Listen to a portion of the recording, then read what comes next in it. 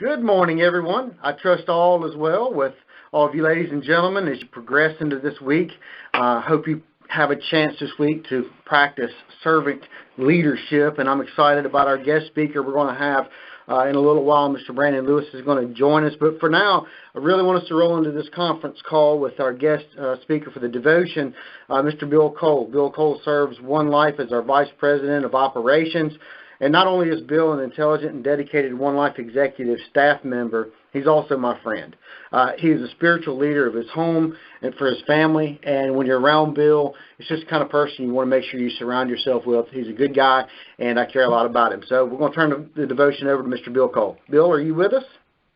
Hey, David, thank you so much again for allowing me to share a little bit with what I've got on my mind, and certainly with our agent force at large. This one, I got to tell you, this one kind of hit me this weekend as I was doing through my own devotion.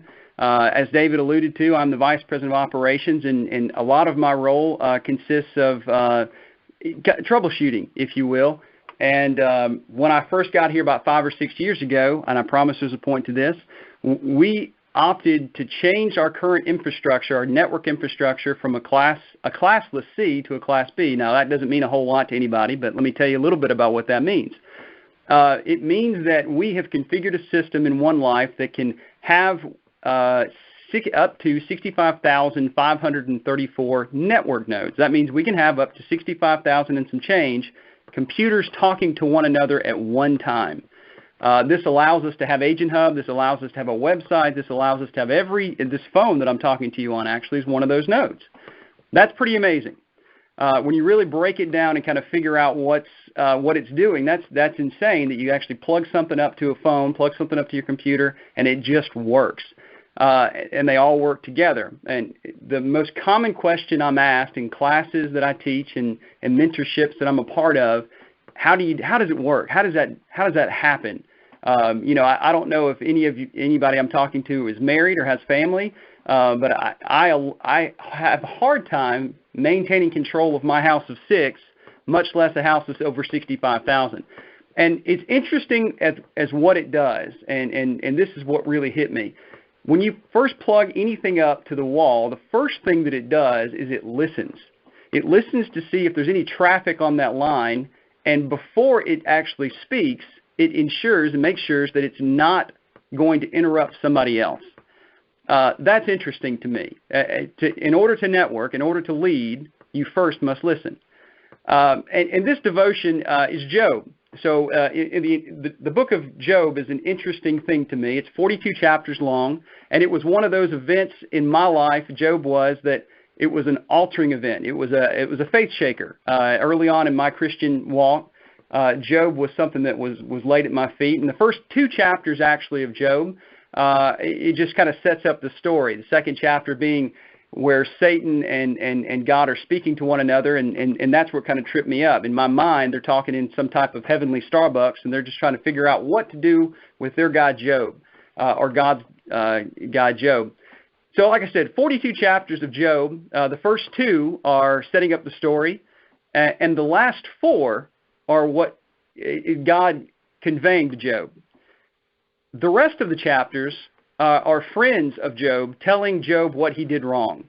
I can only assume they're Baptists. I can say that because I am a Baptist, but 36 chapters of friends, according to the Bible, of Job, telling Job what he did wrong. Now, obviously, all of those friends were wrong. I think there's 3 or 4, actually.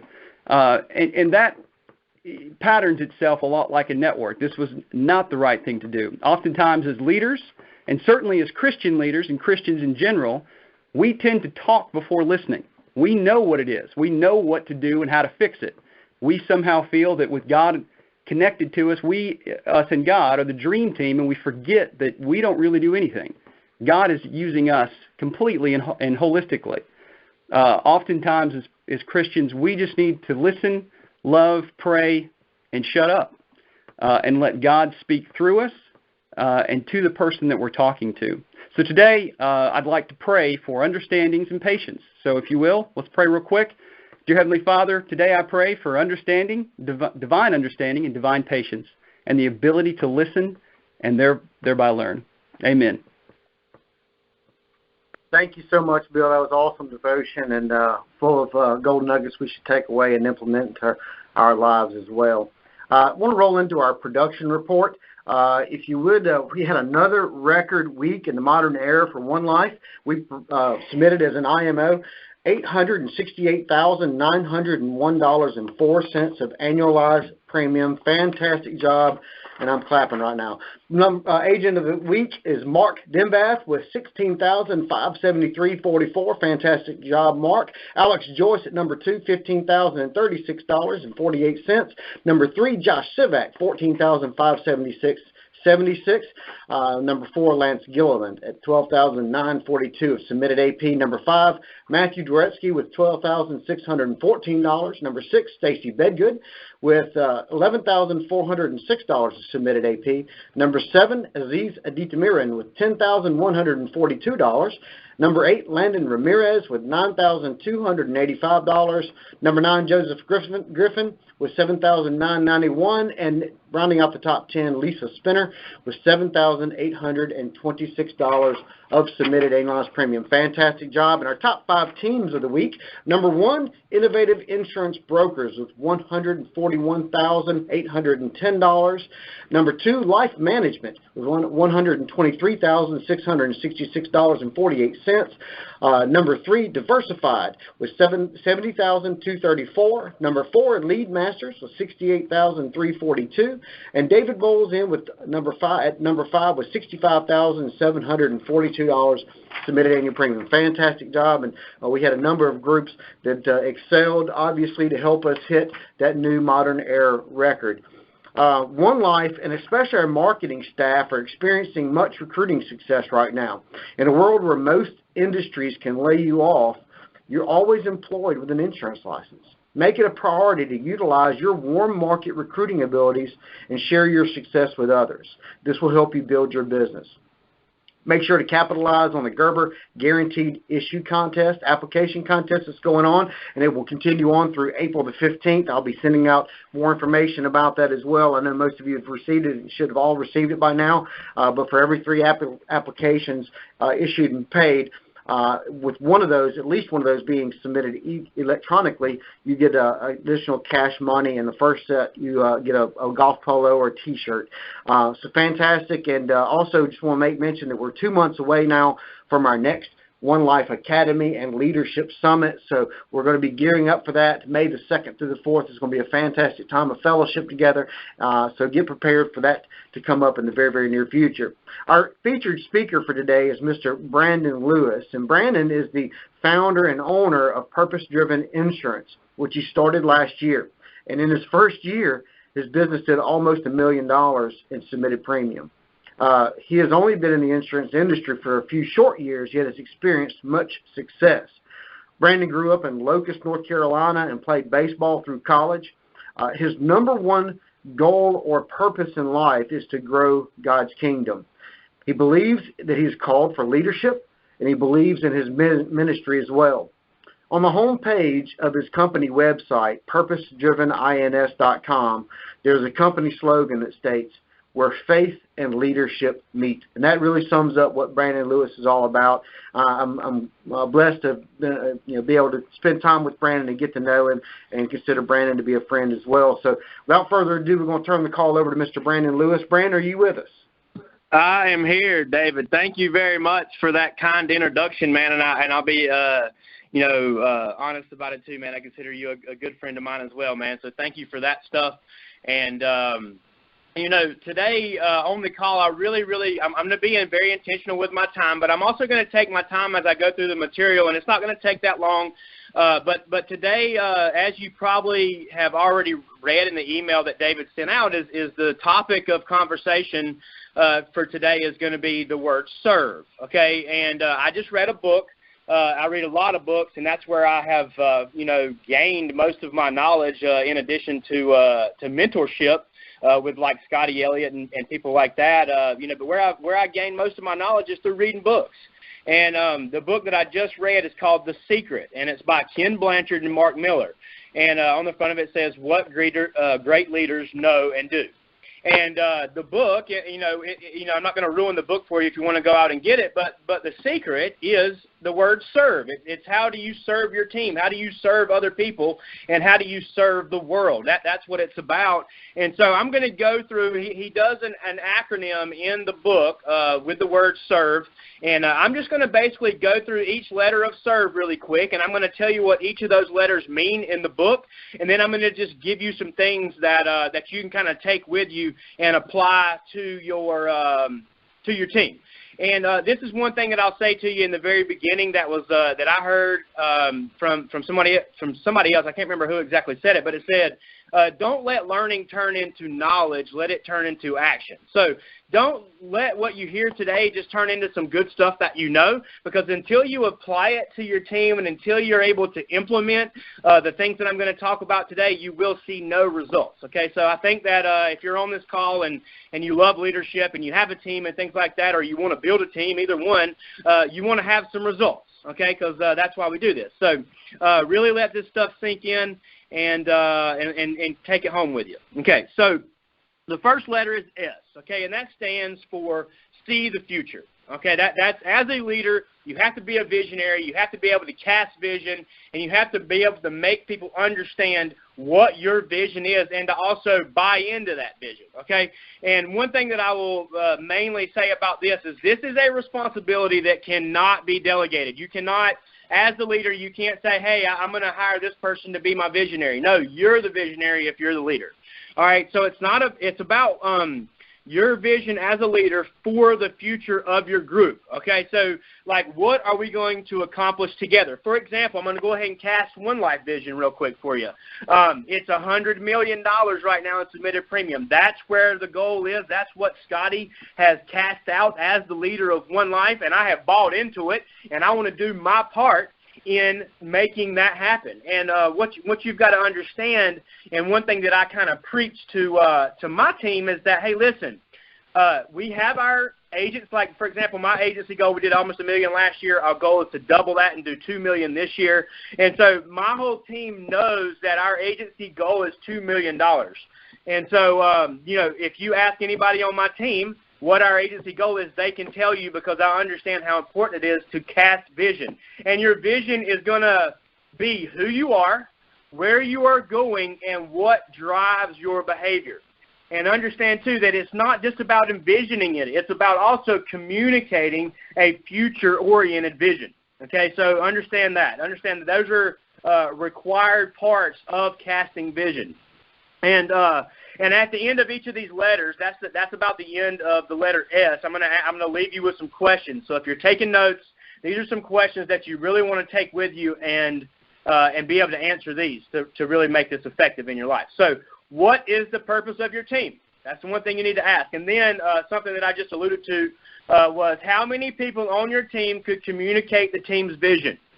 Okay, so as Scotty's job in casting vision is how many people on that leaderboard that David was just talking about, or in the organization or in the office or wherever, how many people know we're going to 100 million? And without knowing that answer, I can tell you that it's most everybody, because Scotty is a great visionary, and not only that, he's great at casting the vision and getting it in front of you every single time he has a chance. All right, E.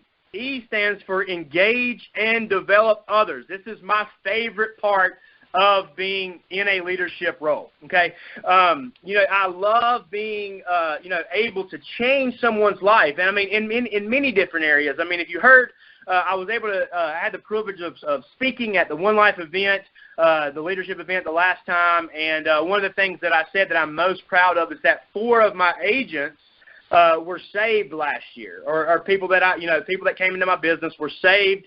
And they found Jesus, and now not only do they get to experience success in the business, but now they have something that's way more important than money, and that's eternal success. Okay, so those are the things that are really important to me. And like David said, my number one goal is to grow God's kingdom, and I understand that he gave me this platform to do that on.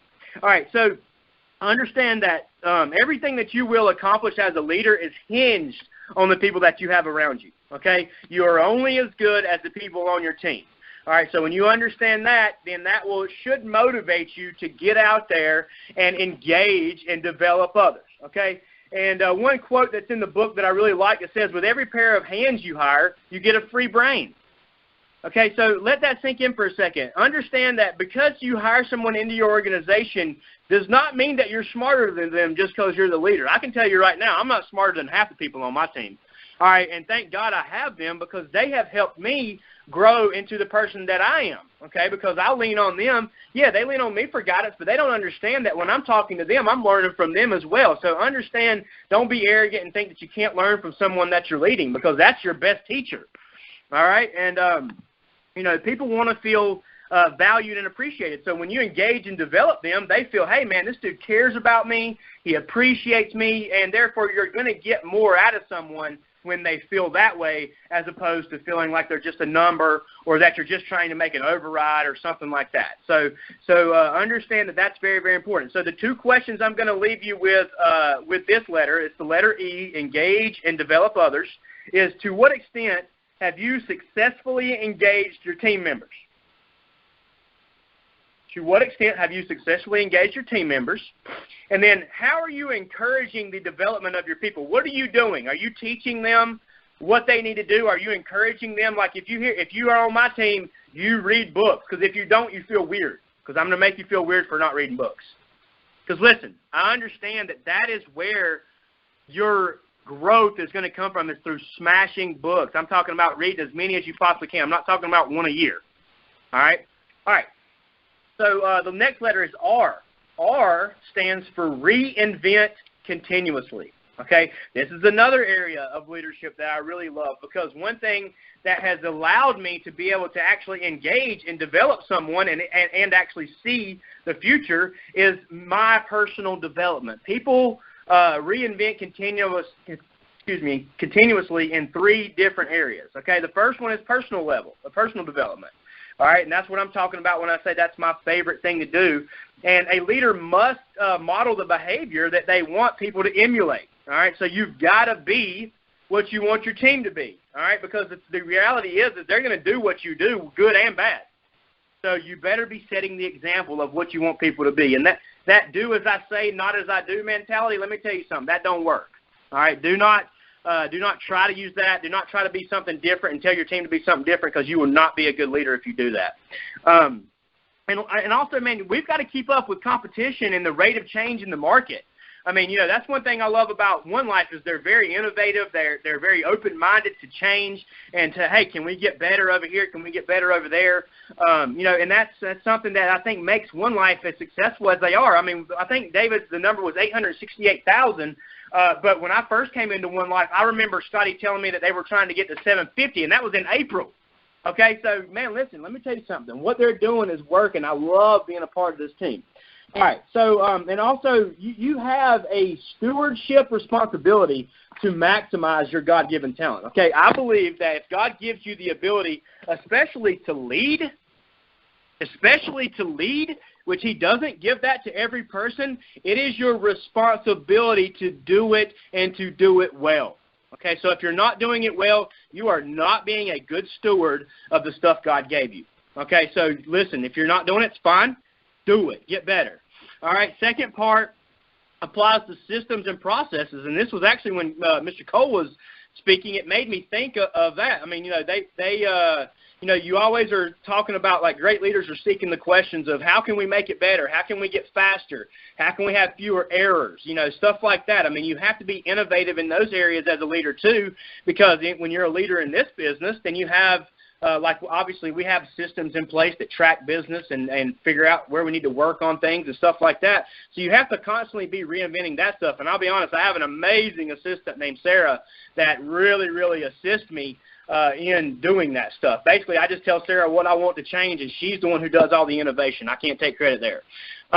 And the third part is structural reinvention. Okay, leaders want to understand that their organizational structure should be fluid and flexible. That means be flexible in your approach, man. If something's not working, change it. Don't be one of those people that's stuck in their ways and won't change anything, even when they can see that it's not profitable, that it's not working, and stuff like that. So the two questions I'm going to leave you with on R is what are you reading? That would be my first question. And what can you change to enhance your performance? So what are you doing right now that you could probably stop doing, or what are you not doing that you can start doing right now to fix yourself and to get better and to become a better leader. Okay, because I'm going to tell you right now, I am obsessed with just becoming the best version of myself. And what I tell people when I speak to groups and stuff, I'm like, listen, your only competition is who you were yesterday. All right, so if you can just beat that person, then you are winning. I'm telling you. So, and then, yes, hold on one second.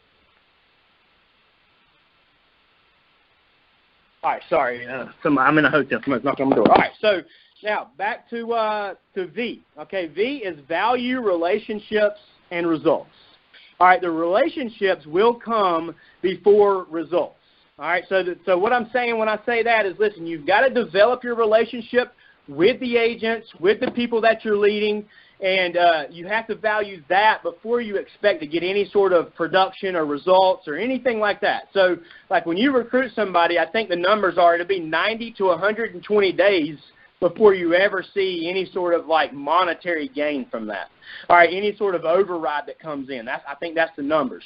And with that being said, you're going to have to value building a relationship with that person before you get any money from it. You know what I mean? So the bottom line is, like, what are you going to do during that 90 to 120 days to ensure that they stay connected, they stay out there working, and stay motivated?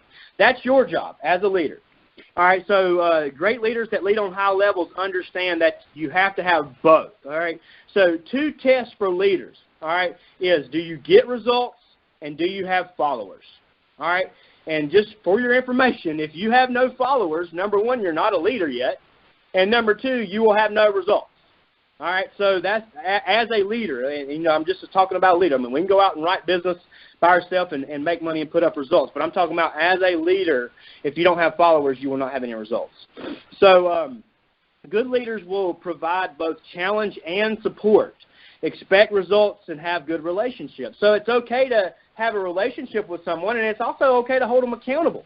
So I think it's okay to have high expectations, clear goals, high level of accountability, and then also it's your job to remove the negative out of their life. You've got to get them to think positively all the time, because the bottom line is that it's going to be your job to – most of the time when people come into this thing, they don't know how to do this stuff. They don't know how to think positively and not think negatively and stuff like that. They don't know how to do it, so you have to teach them, all right? And one quote here in this section that John Maxwell says is that people will not give you their hand until they see your heart. So you've got to prove to somebody that they can trust you, man. That's what leadership is built on. All right, and then one question I'll leave you with on that is, how many of your people would say that you have made a significant investment in their life? So if you were to ask people on your team, hey, has Brandon or Keith or Scotty or whatever, has he made a significant investment in your life, what would the answer be? And I'm going to go ahead and step out there on a limb and talk about Scotty Elliott real quick, because we're on our last letter and we're done. 2 more minutes, we'll be done. But Scotty Elliott, the answer to that question, if somebody asked me about Scotty Elliott on that, the answer would be yes. He constantly invests in me, invests time in me, mentorship, I really was seeking that out from him in the very beginning, and me and him have grown into to have a great relationship, and it's really fun to be able to mentor with someone who is a level above you on leadership, because that's how you learn, guys. You got to level up. Like what I tell people and what I compare it to is, I'm like, hey, when I was playing college baseball, I did not go back to my high school players or the high school that I played at and try to get advice from those guys. Not that you can't learn from someone. I'm just saying you got to always be going up. You would want to go to the professional level and get advice. All right, so E is the last letter, and I know I'm going fast because I knew I didn't have a whole lot of time, but just stay with me here. E is embody the values. Okay, embody the values. My favorite part is this part right here, because all genuine leadership is based on trust. All right, and your power will be built in credibility and trust. Understand that. So if you're not embodying the values, if you're not basically walking the walk and talking the talk at the same time, then you are not going to have credibility with your team, so therefore you will not have much influence on them at all. All right, so your influence is going to be based on what you say and what you do. Your audio and video have to match. All right, so one way to build trust is to live consistently with the values you profess. All right, so great leaders establish, articulate, model, and enforce core values. I'm going to say that one more time. Great leaders establish, articulate, model, and enforce core values. All right, so what your core values are, you are an example. You are the core values of your organization. And understand that embodying the values is what gives you the opportunity to shape the culture of your organization. That's what Scotty does such a good job of. He has created a culture at One Life, okay, through embodying the values. What Scotty says is what he does. I guarantee it, because I have tried to, because I pay attention to that. All right, and that's one of the things I love about him. All right, so the bottom line is this. The best leader that we've ever had, as an example of all these things that I just talked about, is Jesus, okay? He's the greatest example of servant leadership. It's Jesus. So Jesus' answer to these questions is, how do you lead? By following, okay? And how do you be first, or how can I be first? By being last. Okay, so the bottom line is that people follow people that follow people, guys. All right, so if you're a leader, don't get caught up in that thing that you have to know everything. Matter of fact, I can tell you right now that I don't know very much of nothing. Okay, my best thinking has been done by somebody else. I can promise you that. In books and learning from people, doing the seminars and things like that, that's where I have learned to become a leader and learned what leadership is about. All right, and then putting these things into practice. And Jesus set the tone for embodying the values at the Last Supper, okay, by washing the feet of the disciples. All right, because right there he showed them what he was about. He washed their feet. And if you know anything about the Bible times itself, that was a very huge, that was a very big position of humility, okay, is washing the feet, because your feet were nasty back then. They had on sandals and it was all dirt everywhere. All right, and then he told them that what he did for them, they must do for others. And that's how he left his disciples and told them, what they would do. So the bottom line, and this is it right here. This is the last thing, and this is what Jesus did. All right, he always talked about the future. Okay, think about these things as I'm saying them. He always talked about the future. He engaged his followers. All right, he constantly challenged people to change themselves and each other. All right, he cared about people and results.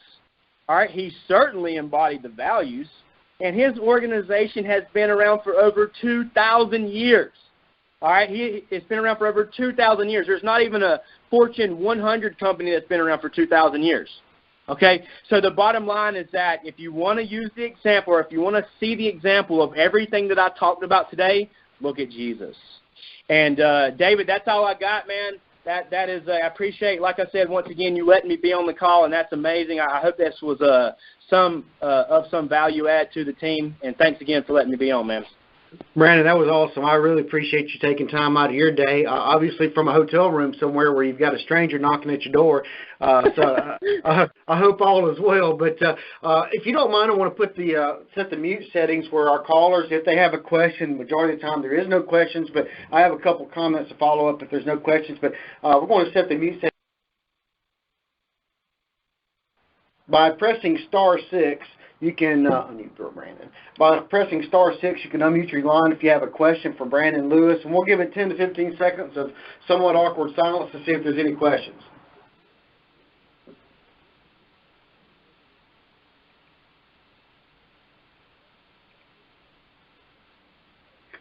Brandon, are you with us still? Yes, sir.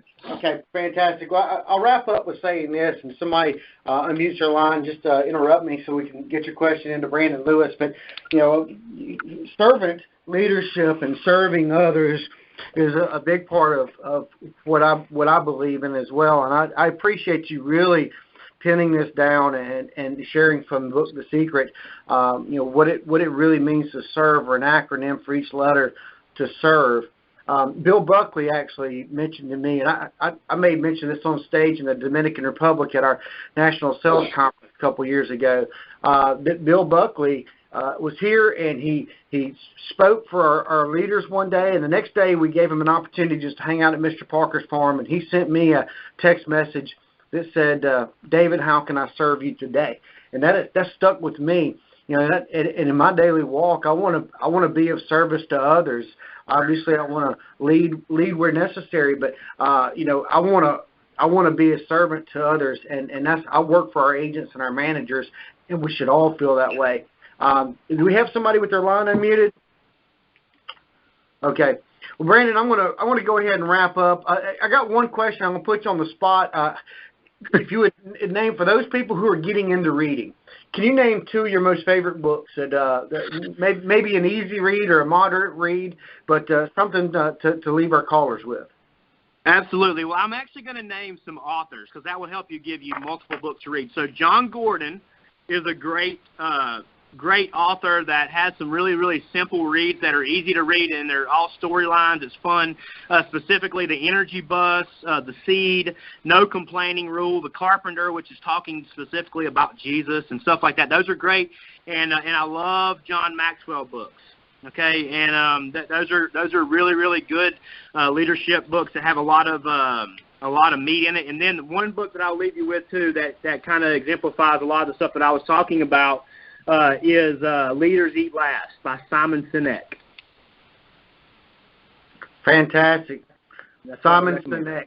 Yeah, fantastic. I appreciate it. I'm actually making notes of these books here. Some I've read, some I have not. So I appreciate that. But anyway, Brandon, fantastic. Thank you again for joining us. Thank you, Bill Cole, for bringing our devotion. And I'm going to go ahead and wrap us up with a quote from multi-billionaire and owner of Hobby Lobby, David Green. He serves as their CEO as well.